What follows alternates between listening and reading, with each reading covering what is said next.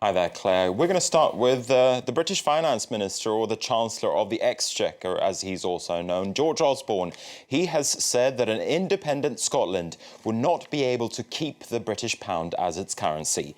That's seen as the sternest warning yet from the British government that independence from the rest of the UK would cost Scotland dearly. Scots will vote in September whether or not to become independent, and economic issues in general and the pound in particular are taking centre stage. Julia Seeger has more.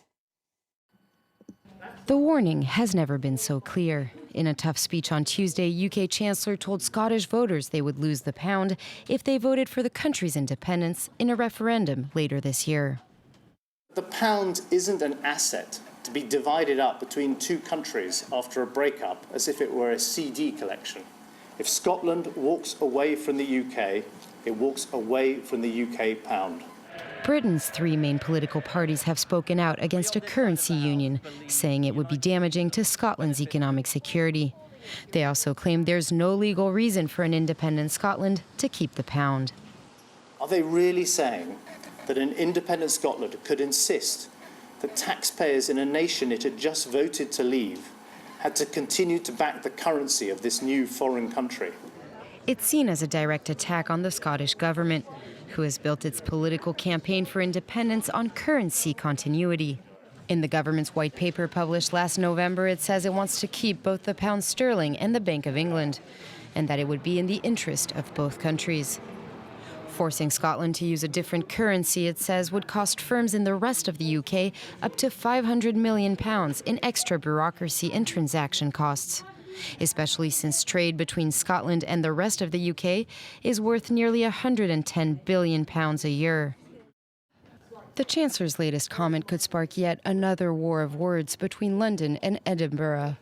If the currency union is denied by Westminster, the Scottish government has already warned it could refuse to pay its share of the UK's debt, expected to hit £1.6 trillion in 2016.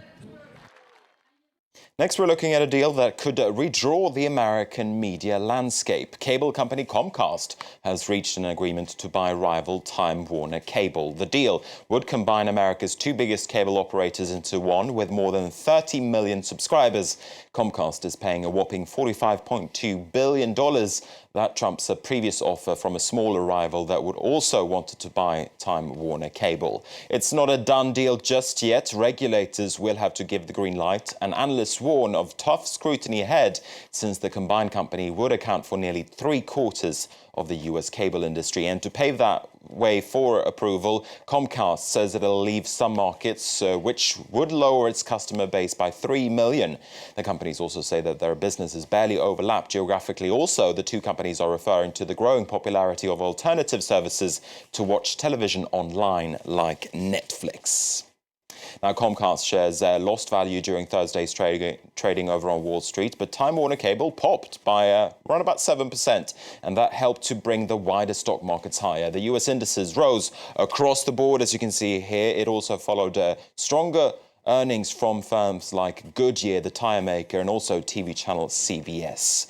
It was more of a mixed picture in Europe at the close. The FTSE in London slipped somewhat, around about 0.25%, but the CAC 40 in Paris and the DAX gained. Italy's main stock market index also fell back, around about 0.2% on the prospect of political turmoil. This as Prime Minister Enrico Letta announced that he would resign. If we look at some individual company news, shares in BNP Paribas lost ground after the French bank reported a drop in quarterly profits.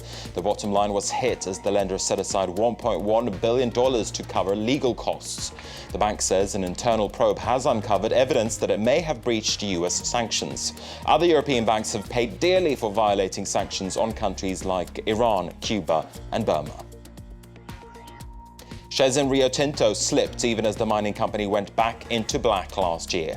Rio says it made almost $3.7 billion during 2013. That follows a full-year loss of $3 billion back in 2012.